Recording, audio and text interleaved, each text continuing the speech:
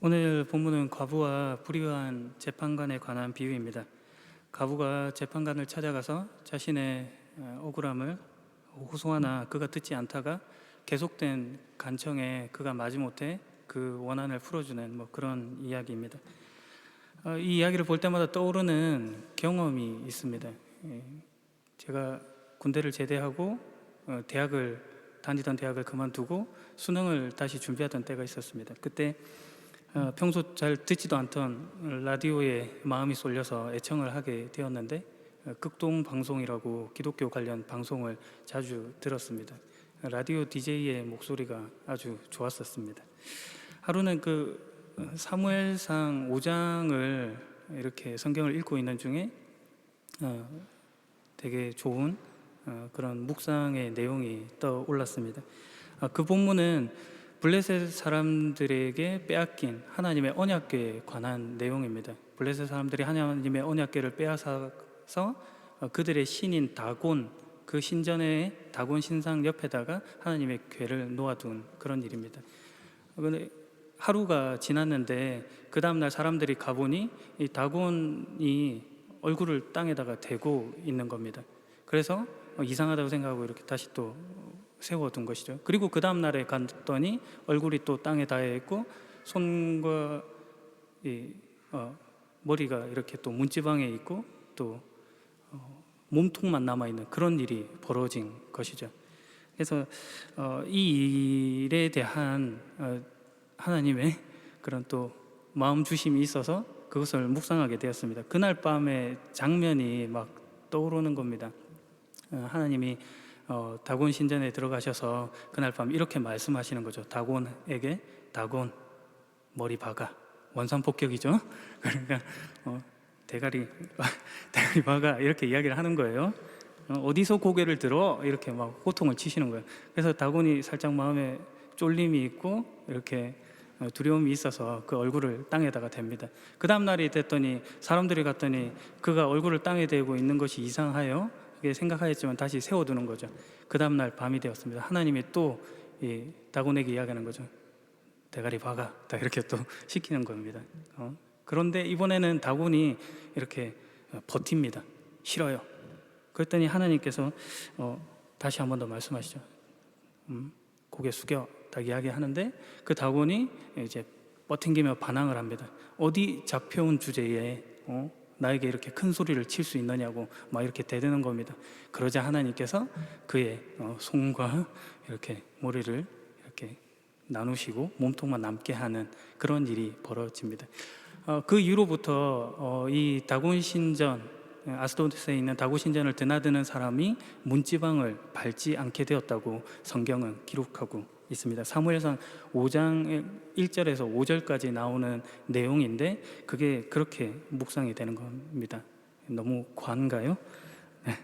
참 다양한 생각을 그 시기에 했던 것 같습니다. 그러면서 불현듯 떠오르는 생각이 되게 재미난 이야기인데 이것을 함께 나누고 싶다는 생각이 든 겁니다. 그래서 극동 방송에다가 사연을 보내봐야겠다라고 생각하고 자주 듣던 프로그램에다가 글을 쓰기 시작했습니다. 처음 제가 방송국에 사연을 보낸 것인데요.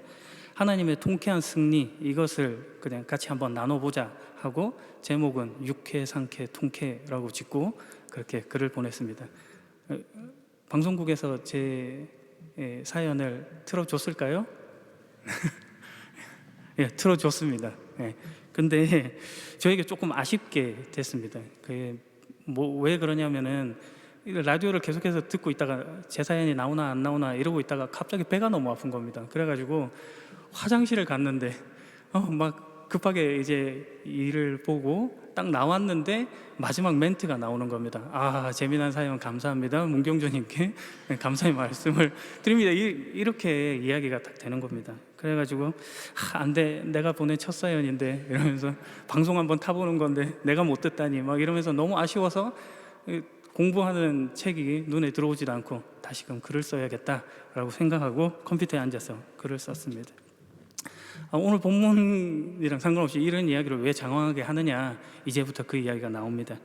제가 글을 쓰면서 오늘 본문의 말씀을 인용했습니다. 과부와 불의한 재판관의 비유를 여기에다가 적용시킨 것이죠. 사연을 보내면서 이렇게 썼습니다. 내가 이러저러 하여서 방송을 듣지 못했다. 너무 아쉽다. 누가복음 18장에 보니까 과부가 불의한 재판관 찾아가서 계속해서 간청하여서 이렇게 말을 하니 그 소원을 들어주더라. 나도 내 사연 다시 듣고 싶다. 들려줄 때까지 한번 게시판에다가 글을 한번 남겨보련다 라고 하면서 이런 내용으로 글을 썼습니다. 방송국에서 틀어줬을까요? 안 틀어줬을까요? 네, 틀어줬습니다. 그 다음 날도 바로 틀어줬어요. 사연을 보낸 사람이 적었나 보다 이런 속으로 생각을 하면서 라디오를 들었는데 그 말 가운데 잊혀지지 않는 그 DJ의 말이 있었습니다. 그냥 지나가면서 했던 말 같은데 제가 불의한 재판관인가요? 이렇게 말을 하는 것입니다. 저의 의도는 당연히 불의한 재판관을 찾아갔던 과부의 어떤 끈질김과 같이 혹시라도 그 글을 선택해 주는 사람이 불쌍히 여겨 이 글을 좀 읽어줬으면 하던 그런 바람이 있었는데 그 졸지에 이 DJ분을 되게 불의한 재판관으로 만든 그런 사람이 되어버린 겁니다. 그래서 그건 아닌데 하면서 그때를 상상했습니다. 이 비유를 접할 때마다 항상 그때 생각이 먼저 떠오릅니다. 그런데 지금 돌이켜 보니까 내 의도가 잘못 전달되었다 이런 것보다는 내가 의도한 그 이해, 그것이 잘못된 것에서부터 비롯되었다가 더 크게 다가오는 것 같습니다.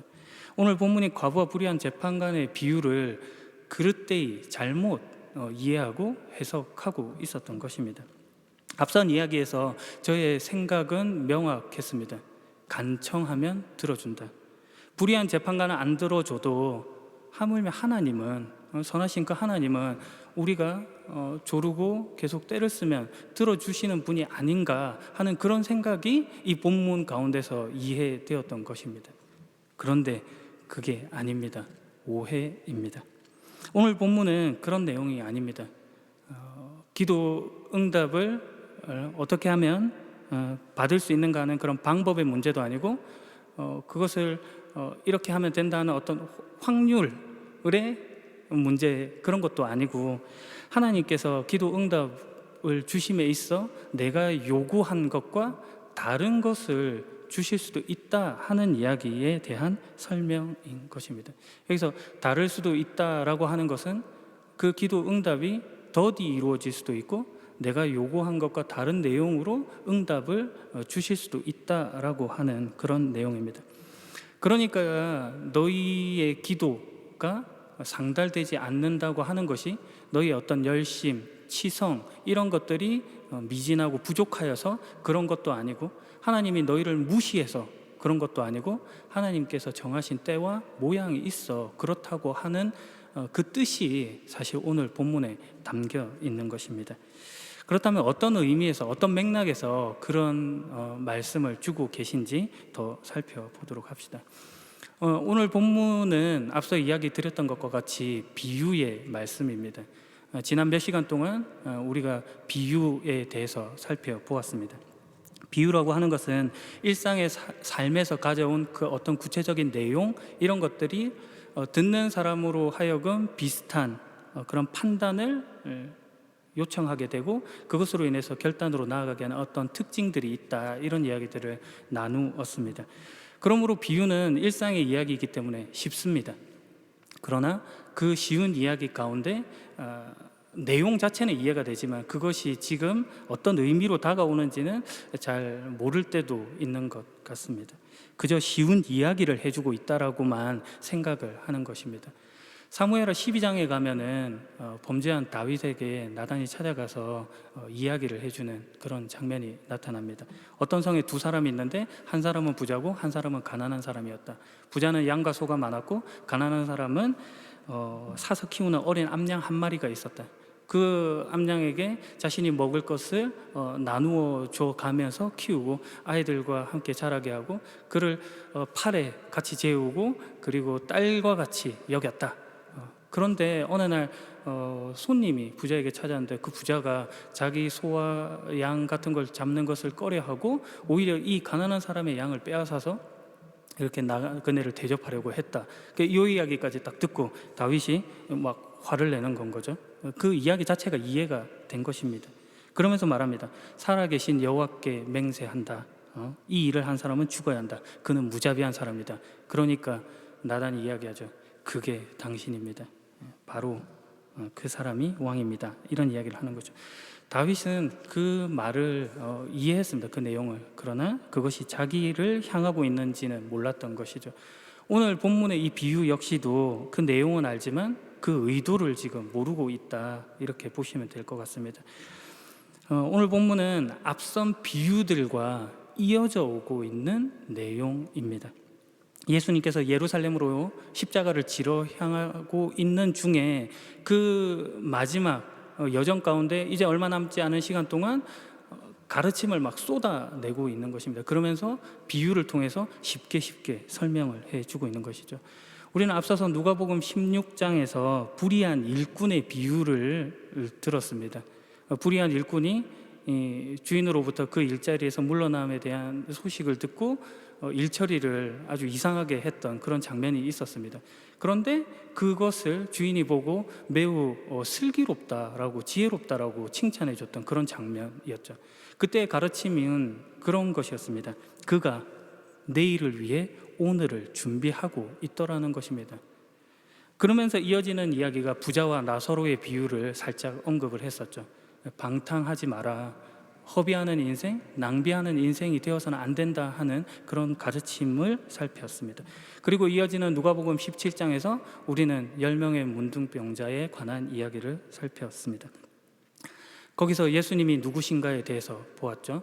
예수님은 하나님의 일을 하러 오신 분이시고 하나님의 일이 예수라는 그 분을 통해서 보여지고 있다라고 하는 깨우침을 준 것입니다. 그러니 단순히 예수라고 하는 분이 어떤 문제를 해결해 주시는 분이 아니라 감사의 대상이 되는 분이다라는 것을 하나님의 영광이라는 단어를 가지고 살폈습니다. 그리고 나서 오늘 본문이 이어지고 있는 것입니다. 그러니 오늘 본문이 단순히 너희가 원하고 소원하는 바가 있으면 끈질기게 간구하여서 기도하며 이루어 주신다, 그런 내용으로 나타나고 있는 것이 아닌 것이죠. 이것은 오늘 본문의 바로 앞에 나와 있는 내용과 그리고 오늘 본문에 나타나고 있는 구절을 통해서도 더 명확해지는 바입니다. 오늘 본문의 앞선 내용에는 하나님의 나라에 관한 이야기가 등장하고 있습니다. 17장 20절을 보게 되면 바리새파 사람들이 하나님의 나라가 언제 옵니까? 라고 예수님에게 묻는 장면이 있고 거기에 대한 예수님의 답변이 기록되어 있습니다. 하나님 나라는 볼 수 있는 모습으로 오는 것이 아니다.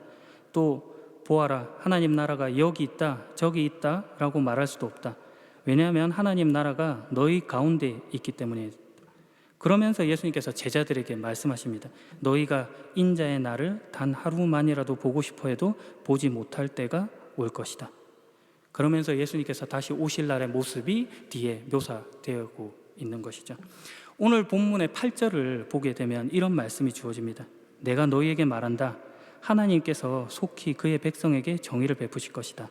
그러나 인자가 올 때 이 세상에서 이 믿음을 발견할 수 있겠느냐. 인자가 올 때, 인자의 날이라고 하는 종말론적인 선언이 지금 이 앞선 장들과 이어지는 오늘 본문의 비유에서 연이어 등장하고 있는 것입니다. 십자가를 지시기 위해 예루살렘으로 향하신 예수님께서 그 쉬운 비유를 통해서 하시고자 하셨던 말씀이 하나님 나라 종말에 관한 이야기로 지금 계속 나타나고 있는 것입니다. 그래서 18장 1절이 이렇게 소개되는 것입니다. 언제나 기도하고 희망을 잃지 말아야 할 것을 가르치기 위해 제자들에게 비유를 말씀하셨습니다. 왜 기도하라고 합니까? 어떻게 기도하라고 합니까? 인자의 날이 올 것인데 너희가 낙담하지 말고 희망을 잃지 말고 언제나 기도로 하나님을 향한 마음, 믿음 이런 것을 지키고 항복하는 자리로 나아가야 한다라는 것을 기도라는 단어를 가지고 지금 설명해 주고 있는 것이죠. 그것이 과부와 불의한 재판관의 비유로 인해서 구체적으로 그들에게 이해되는 것입니다. 과부와 재판관은 이 이야기는 그 시대에 비일비재하게 있었고 그 앞 시대에도 이미 있어 왔던 그런 일들입니다. 로마 식민 지배를 받고 있던 때 팔레스타인 전역에 너무너무 빈번했던 그런 일인 것이죠. 이스라엘의 관료들은 부패했고 사회적인 약자들이 배려를 받지 못하던 그런 사회 구조의 문제를 지금 보여주고 있는 것입니다. 성경에서 과부는 고아와 함께 약자의 대표로 묘사됩니다. 사회활동을 원활하게 하지 못했으므로 먹고 사는 문제가 아주 크게 당면한 문제로 다가오던 그런 약자 중에 약자였던 것이죠. 이사야 1장 23절에는 내 지도자들은 반역자들이요 도둑의 친구들이다. 모두들 뇌물을 주하고 선물 받기를 바란다. 재판에서 고아들을 지키려 하지 않고 과부들의 억울한 사정도 들어주지려 하지 않는다 하는 그런 동일한 상황이 지금 이 과부의 시대에도 펼쳐지고 있었던 것입니다. 당시의 재판관은 헤롯이라든지 아니면 로마 정부로부터 고용되었던 치안을 판결하는 그런 판사 중에 한 사람이었습니다. 그런데 그들이 성경의 증언과 같이 매우 부패하고 뇌물 받기를 즐겨 했던 것입니다. 당연히 뇌물을 줄 수 없었던 이 과부는 억울할 수밖에 없었던 것이죠. 당시 이런 재판관들의 공식적인 명칭이 있습니다. 다야네 게제롯, 형벌을 부과하는 재판관이라는 뜻입니다. 그런데 사람들이 그들을 부를 때는 다른 명칭으로 불렀습니다. 다야네 게제롯이 아니라 다야네 게젤롯이라고 불렀습니다. 이 뜻은 강도 재판관이라는 뜻입니다. 그들의 행태가 오죽이나 못났으면 사람들이 그런 말들로 그들을 불렀던 것입니다. 뇌물 준 이에게는 유리한 판결을 내리는 부정을 서슴지 않았던 것이죠. 그러니 재산이 없고 뇌물 줄 돈이 없는 가난하고 무방비한 사람들은 어떠했겠습니까? 억울한 것이 쌓여서 정당한 재판을 요구하여도 들어지지 않는 그런 현실을 마주하고 있다를 설명해 주고 있는 것이죠. 그녀 편에 서서 도와줄 자가 아무도 없다라는 것을 바로 보여주고 있는 것입니다. 누가복음의 기록자가 지금 이 상황을 그 1차 독자들에게 전달해 주고 있는 것입니다. 그들이 마주한 신앙 현실이 이만큼 어려웠던 것을 보여주고 있는 것이죠. 본문에 나타난 불의한 재판관은 하나님을 믿지도 않고 사람들을 무시할 정도의 사람입니다. 그러니 그 시대의 상황이라고 하는 것이 얼마나 참혹한 것인가, 하나님을 믿지 않는 자가 만들어내는 모습이 어떠한가를 지금 보여주고 있는 것이죠. 그러나 누가는 7절에 이렇게 하나님을 소개하고 있습니다. 하나님께서 밤낮 부르짖는 하나님의 선택한 백성들의 간청을 듣지 않으시고 오랫동안 미루시겠느냐. 하나님은 다르다를 설명해 주고 있는 것이죠. 억압받는 자들을 찾아오시고 그 시선을 거두시지 않으시고 그 이야기를 들으시는 하나님, 그리고 속히 오실 하나님에 대해서 이야기를 해주고 있는 것입니다. 그저 자신의 귀찮음을 해결하기 위해서 일을 만드는 자가 아니라 그 사람의 아픔에 진심으로 공감하시고 연대하시는 그 하나님의 마음을 지금 이런 표현들로 나타내 주고 있는 것입니다. 그러면서 뜻하신 그날, 인자의 날이 반드시 온다 하는 것을 말씀해 주고 있는 것이죠. 그러니 너희는 언제나 기도하고 희망을 잃지 마라, 이 말씀을 전해 주고 있는 것입니다. 낙심이 되고 의심이 되어 내 뜻을 하나님의 뜻보다 앞세우는 그런 생각에서 벗어나라라고 하는 것이죠. 내 뜻을 앞세우면 당장 드는 생각은 이런 것들입니다. 내 기도가 아무런 상관이 없다면, 하나님이 자기 마음대로 하실 것이라면 나는 기도를 할 필요가 없는 것인가? 아니면 기도를 적당히 하고 그저 이 정도로는 괜찮겠지 하고 그만해도 좋은 것인가 라고 하는 그런 생각들이 드는 것에 하나님께서 언제나 기도하라 라는 말로 그 믿음이 하나님과 묶여 있어야 함을 지금 설명해 주고 있는 것입니다. 그러면서 앞선 이야기들에서 여기 있다, 저기 있다, 아니면 이제 오려나 저제 오려나 라는 것으로 시간과 공간을 계산하는 것으로 하나님 나라를 경험하지 말고 예수 그리스도께서 이 땅 가운데 와 계심으로 인해서 이미 이루어진 하나님의 나라를 너희가 누리고 맛볼 수 있음과 그리고 더 선명하게 다가올 하나님의 나라를 소망함으로 나아가라 라고 하는 말씀이 지금 본문을 통해 주어지고 있는 것이죠. 그러니 우리가 우리의 삶의 이 내용들을 하나님의 마음을 적용해 본다면 누군가 어떤 안 좋은 일을 겪었다거나 아니면 약자의 어떤 그런 안타까운 모습들을 보았을 때 그가 하나님으로부터 저주를 받아서 그렇다든지 아니면 그 기도가 부족해서 그렇다든지 라는 말로 그들을 대해서는 안 되는 것입니다. 누군가의 아픔에 기도 좀 더 해봐 라는 그런 말들로 그들을 정죄할 수는 없는 법이죠. 이것이 인자의 날을 기다리며 소망해야 될 우리의 자세인 것입니다. 8절에 보면 하나님께서 속히 그의 백성에게 정의를 베풀 것이다 라는 말씀을 주고 계십니다. 여기서 속히라고 하는 엔타케이라는 표현은 속히 그리고 곧 즉시라는 그런 말로 번역되기도 하지만 갑자기 그리고 확실히라는 뜻으로 번역되는 단어이기도 합니다. 하나님께서 갑자기 돌연히 임하셔서 그의 백성에게 정의를 베푸실 것입니다.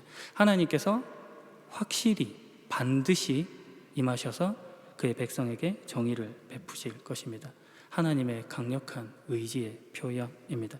그러니 우리가 기죽지 말고 체념하지 말고 담대히 주님 앞에 서 가야 하는 것이겠죠. 마지막 이야기로 설교를 마무리하려고 합니다.